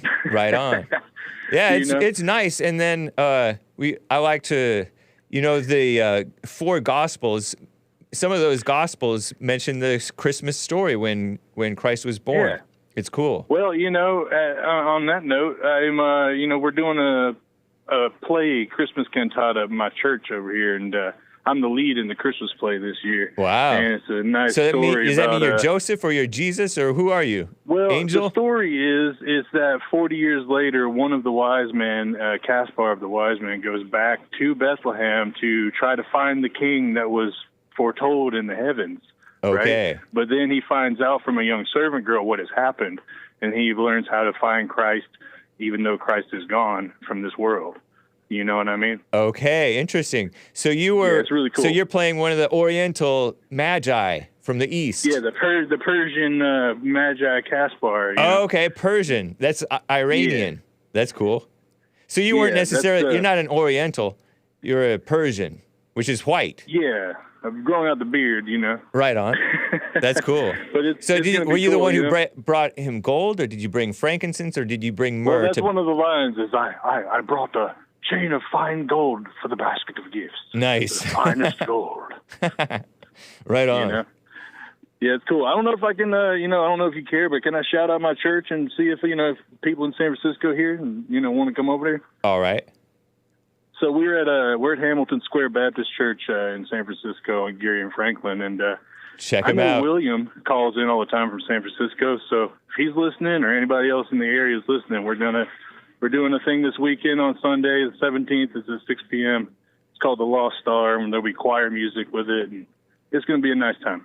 Right on, Mr. Pink. Let me know how it goes. Yeah, I totally will. I was just, I want to ask you, what's your traditions? You got your gifts all set up?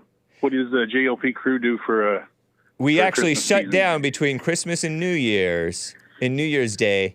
So we take a nice vacation during the Christmas time. So Awesome. So we will have Christmas Eve Christmas service, the Sunday meeting, church, and we will have the New Year's Eve church morning, Sunday morning. But the week in between there, no live radio shows unless Nick the Anchor Baby or somebody else gets some wild hair and wants to go live. They're definitely welcome to. But you just running reruns though? Yeah, it'll just maybe do some replays or something like that.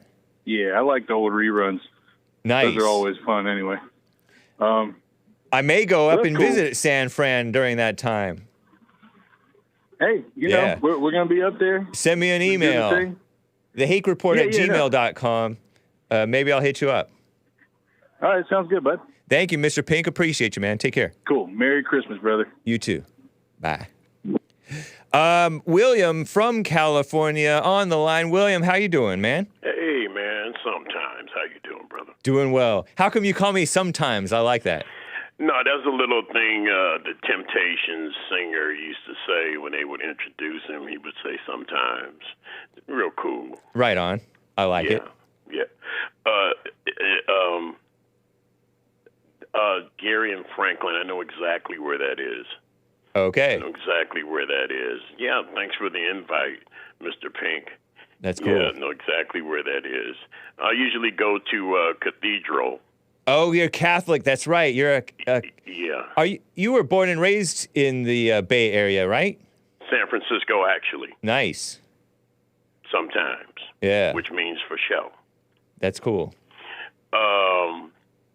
I go to Cathedral usually on Christmas Eve. I don't think I'm going to do it this year, but that's right up the block from where he's talking about. Do you ever catch church with Jesse Lee Peterson, just out of curiosity? No, I don't. Okay. I mean, nothing against it. Right. Yeah. Have you ever seen or heard any bits of it? I've heard a lot about it. Oh, okay. I got some friends in the chat, Red Dirt Farm. Shout out to Red Dirt Farm. And right on. Shout out to Mark in California and Joe from Phoenix. They both gentlemen have compelling arguments of things that they believe in, and I respect that. Yeah, me too.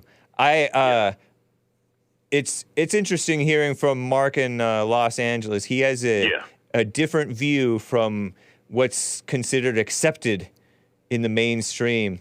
And although he sometimes harbors some bitterness and stuff like that, he has he knows stuff. And a whole lot of people, most people harbor bitterness. And so does Joe from Phoenix. Yeah. He knows stuff. Yep. And I guarantee you the Harvard that Joe went to is much different than it is now. Yeah. With that Roxanne Gay, what's her name? The black female who's running that the show over in Harvard or wherever? Oh, I forgot her first name. Yeah, her last name's Claudine Gay. Yeah. Mm-hmm. Yeah. Dr. Claudine Gay. Yeah. Oh, that's funny. Yeah, up here in the Bay Area this weekend, 7-Eleven security guard got killed. Oh, my goodness. On some shoplifting, petty stuff. They didn't really want to share too many names. I think they shared the name of the security guard that died. Yeah. It's a black name, and they don't want to show pictures. And that's usually the case when something like that happens in the black community. Was that in San Francisco proper or Oakland? Okay, yeah, Oakland it would make sense. Lake Merritt, over at Lake Merritt. Okay. Yeah, because in Oakland, that's where more of the violent crime is. Whereas San Francisco is just homelessness and drugs. It's not necessarily violence so much. Right. Man, that's a shame. Well, rest in peace to that security guard. Mine is St. Ignatius. Merry Christmas to everybody at the station, you guys. Nice. Thank you. And, I drive both versions. Okay. My thing is that...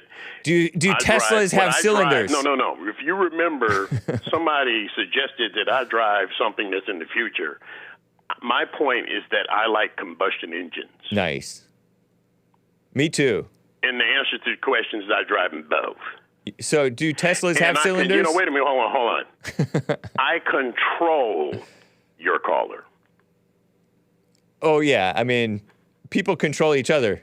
Yeah, and it's a good subject because I challenged Joel Friday to have a conversation, just men, about that conversation you had this morning about, what's that, Riz? Yes. Charisma. Riz, short for charisma, but specifically for seducing the ladies or manipulating them or something like that. Yeah. Which is a Zoomer term, and then Hassan and I butchered it by just using it interchangeably with charisma. Right. That's a good subject. Yeah, it is. Good subject. Yep. But, we're allowed to say Merry Christmas. And I wish everybody a Merry Christmas. Nice. Right on. And like I said, Joe, belated birthday. David in Ocala, happy birthday. Yeah, David in Ocala, Florida, had a birthday. That was cool. Yeah. But, the area that his church is in is up the block from where I usually spend Christmas, which is Cathedral. Okay. Man, nice. Well, Merry Christmas to you. But Christmas Eve. They have an evening mass. Yeah. On Christmas Eve. That's cool. I once went to my friend's house because I was going to go to mass with him, but we just hung out and listened to music instead. Right. We didn't. So I've never been to a Christmas Eve mass. I've never been. Pretty cool. I don't even know if I've been to a Catholic church maybe once or twice. They're okay. Yeah. You understand them. I appreciate I appreciate traditional stuff. I kind of like it. It's kind of fun. Yeah. But I wasn't traumatized by it, so it doesn't mean much to me. Right. Okay, but, I need to know. Joel Friday, you should have a show about that, but you should. I advise you to have only men call in about this subject because it's a great subject, Riz. Yeah. That's something to think about. And I like the way you answered it this morning. You said, James, do you have Riz? And you said you didn't even fight it. You just said yes. Yep. It is. I agree. It is a phoniness. It is something that, like Joel said, turn it on and turn it off. Right.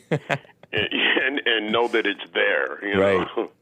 Because there's an art to both. I need to know if Teslas have cylinders? It's an electric motor. So that's a cylinder, right? No. Oh, okay. Combustion engine has cylinders for pistons and stuff like that. That's right. what I'm talking about. Cubic inches. So Teslas do not have cylinders. Nice. It's like a slot car, dude. It's, I don't know about that thing. They just kind of, excuse me, they actually just basically tried to pull a fast one over us, raise the gas to $6 a gallon. Yeah. and tried That's to make ridiculous. us, and tried to force us to go to these different companies for these EVs. Right. And it didn't work. It really didn't work. And the thing about it is the tax that you're going to have to pay when it becomes a 10-year-old car, you want to dump it at the junkyard, there's going to be one hell of a tax on that. Oh, yeah. And that's what some people don't have sense enough to think about. Right. So. Nice. Well, thank you, William. Appreciate it. Thanks for the information. You guys have a good one. You too. Take care. All right. Bye. Okay, guys. Prepare to be disgusted.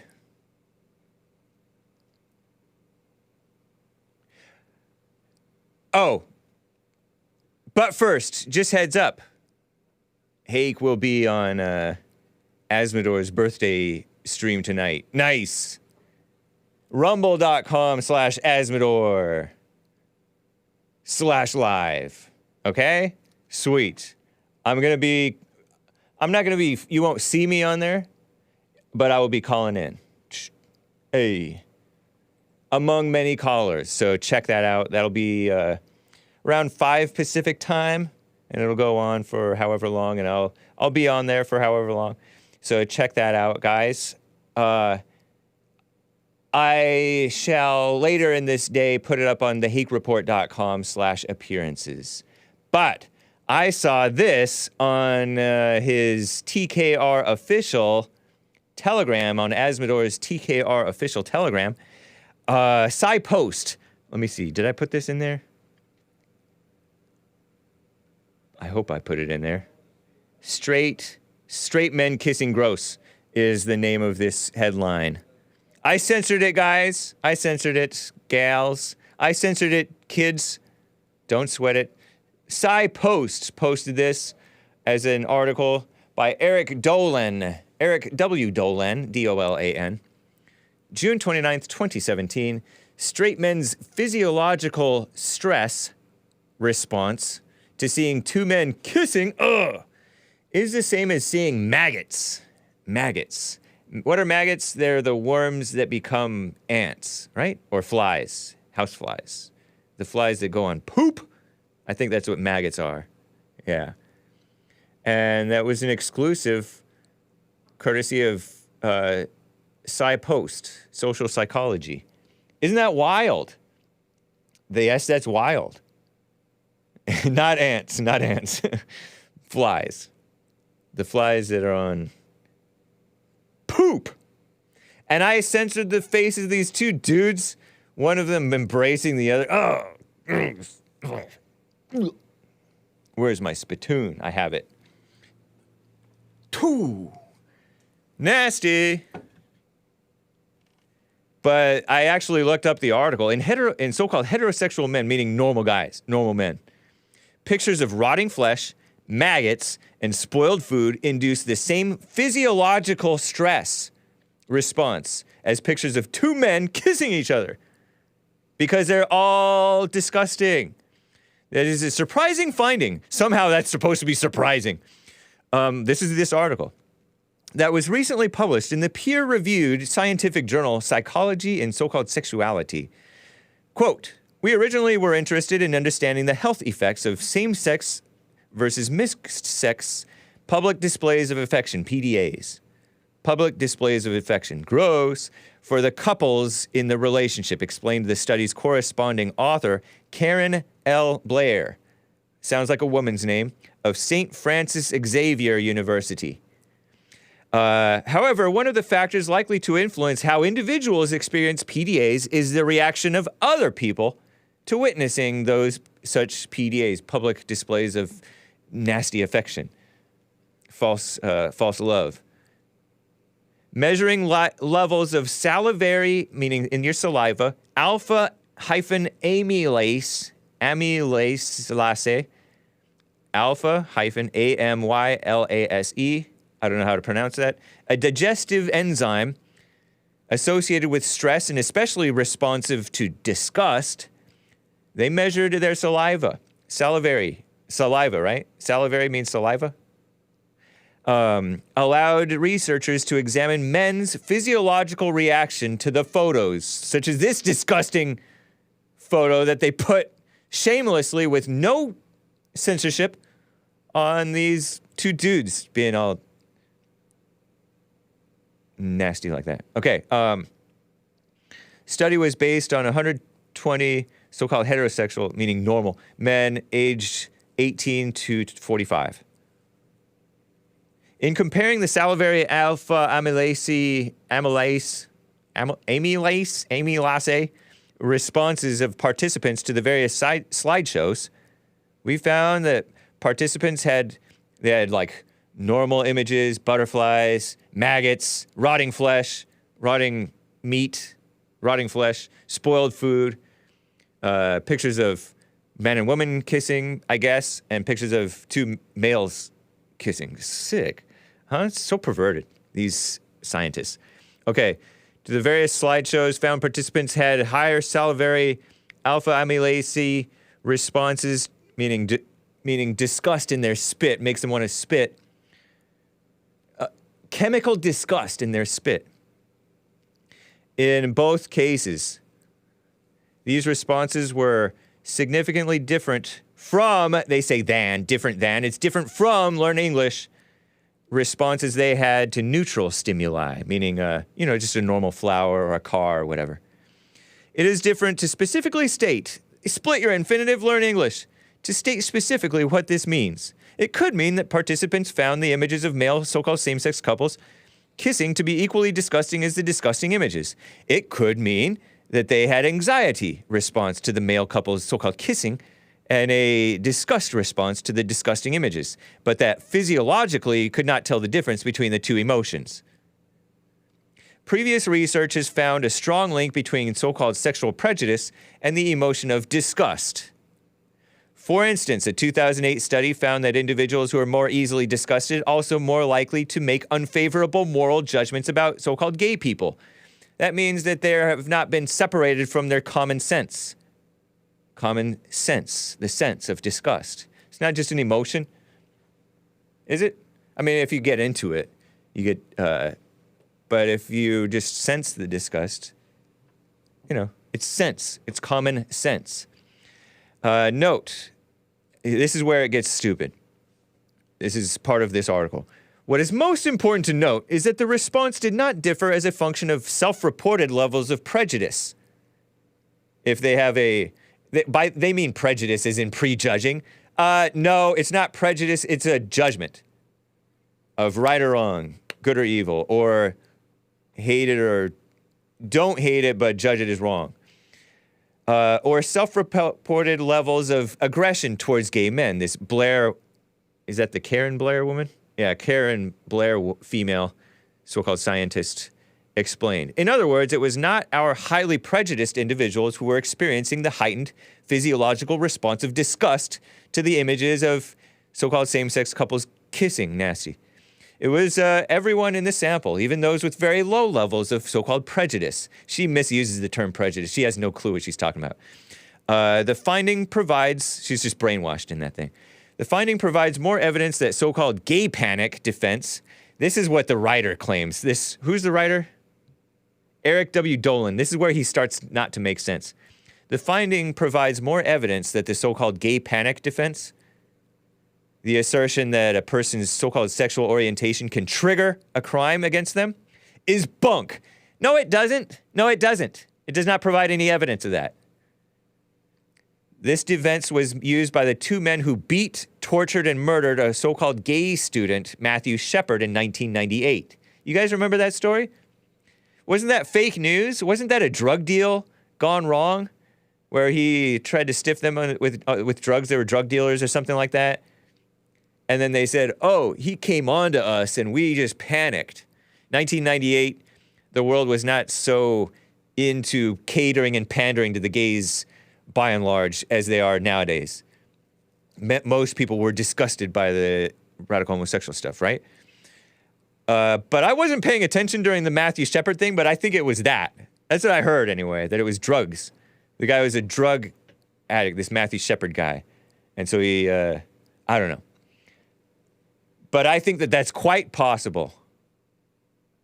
Continuing with this fake news from this person. Whatever is happening physiologically when someone witnesses a same-sex PDA, it is not something so strong or so uncontrollable as to explain patterns of violent LGBTQ hate crimes.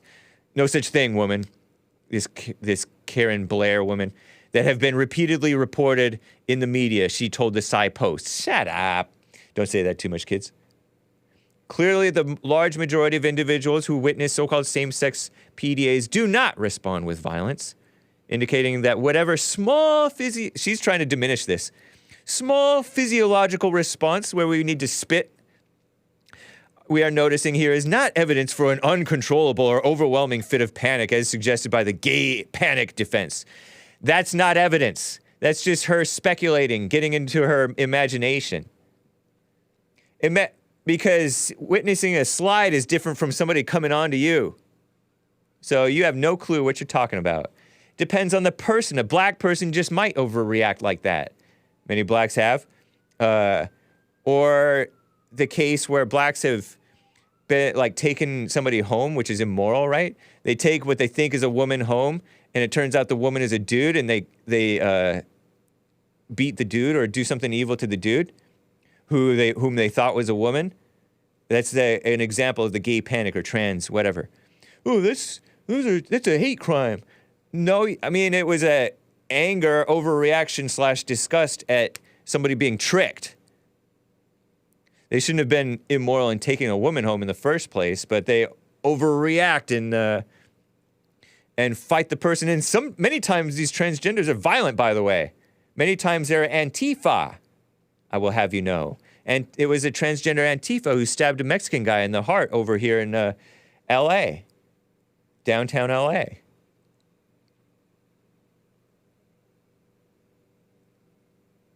There was some Reddit bro reaction that was pretty funny and backwards. They were going off, bending over backwards to just explain this away and getting way too into it.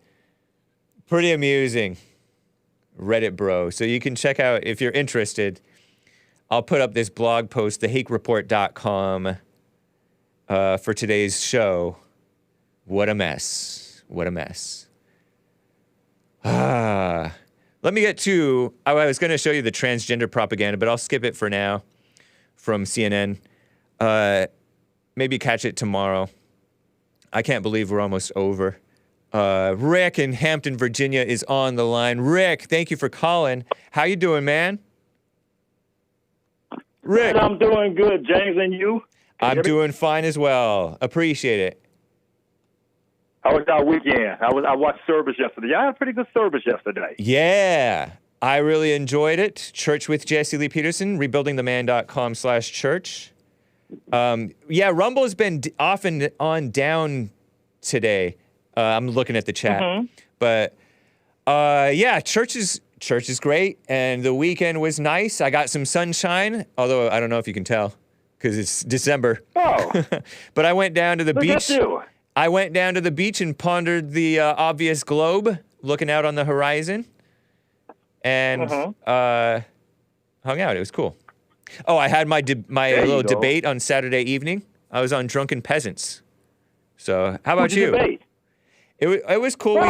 We talked about Trump and whites and stuff like that. Capitalism. Well, my weekend went by pretty fast. I don't know why, man. Like, time is going by so fast, man. Yeah, true. So other than that, man, Jesse Lee speculated that time is going fast, that the days are going fast, in order to hurry up and get back to Trump 2024. Hey, that would be nice, wouldn't it? Yeah. You know, just, wow, man. I still think it's going to be closer than you think. I don't think Trump's going to run away with the election, just my opinion. Oh, yeah, I don't necessarily think it'll be a landslide. I don't know if he'll even win, because I don't know the future. But he has the best chance, and I'm pulling for him. Because if you love America, if you love the people in America, if you love the people throughout the ball earth, then you would want Trump to be in office because he's the best thing for the world as president. I agree with that, man. I mean, trade-wise, even people's 401ks was great when Trump was in. Yeah. I mean, I don't know anything about that, but I'm just going to say, yeah. Well, I can say when Trump was in, my 401k was like at 20%, 19 to 20%. Right on. And I mean, like, I don't want to see, because it seems like, I'm going to tell you, with the Democratic Party, if blacks wouldn't vote 100% of the time for Democrats, the Democrats wouldn't even exist. Interesting. You think not, huh? I truly believe that. Interesting. Because, like I say, most times whites would switch, so would your Hispanics. Yeah. Now, sometimes I think Asians vote 100% Democrat. Oh, no, Asians don't. Asians are pretty split. They're like 60 or 70, 60-40 or 70-30. I think Jewish people are like 70-30 Democrat to Republican. I don't know. Anyway, Rick, I got to shuffle you off because I got to end the show here, but I appreciate your call. Call me again tomorrow if you can. Hey, you know, it was good to hear on Sister Mays and Brother Will. Like, they came right behind each other, and I said, bam. Nice. It was a good guy to talk to my brothers. But anyway, it's always good to hear from them, too. Yep. Thanks, man. Take care. Okay. All right, love y'all. Be blessed. Talk to y'all later. All right. Bye. Guys, this has been the Hake Report. Shout out to GMD Jim. Thanks for the subscription. Misty for the ice creams. Beta Legs for the lemons. And Potleaf for the lemons as well. Enjoy Phil Hahn and Steve Johnson. This track is entitled, What Child Is This? Adios, America. Catch American Anchor Baby at noon. Bye.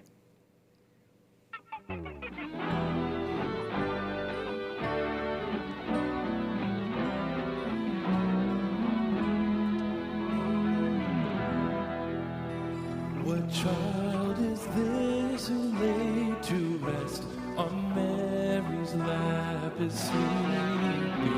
And angels greet with anthems sweet, while shepherds watch our keeping. Christmas music. This is Christ the King, whom shepherds guard and angels sing. Haste, haste to bring him, Lord, the babe, the Son of Mary. Why lies he in such mean estate, where oxen and ass are feeding? Good Christians fear, for sinners hear, the silent word is pleading. Nails spear shall pierce him through, the cross be borne for me, for you. Hail, hail, the word made flesh, the babe, the Son of Mary. So nice.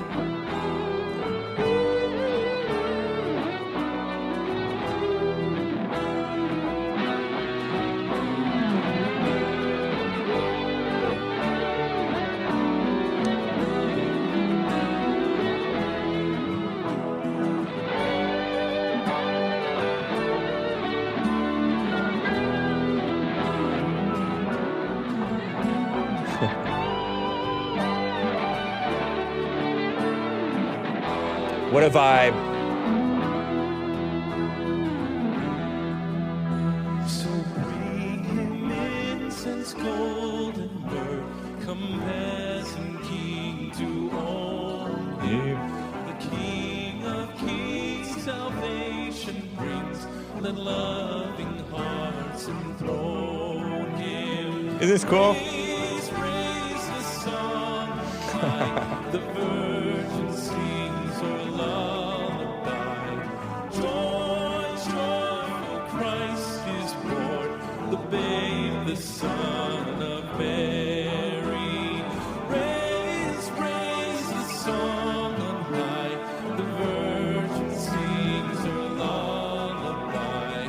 Joy, joy, for Christ is born, the babe, the Son of Mary. Obvious globe. Sorry. The babe, the Son of Mary. Adios, America. Bye.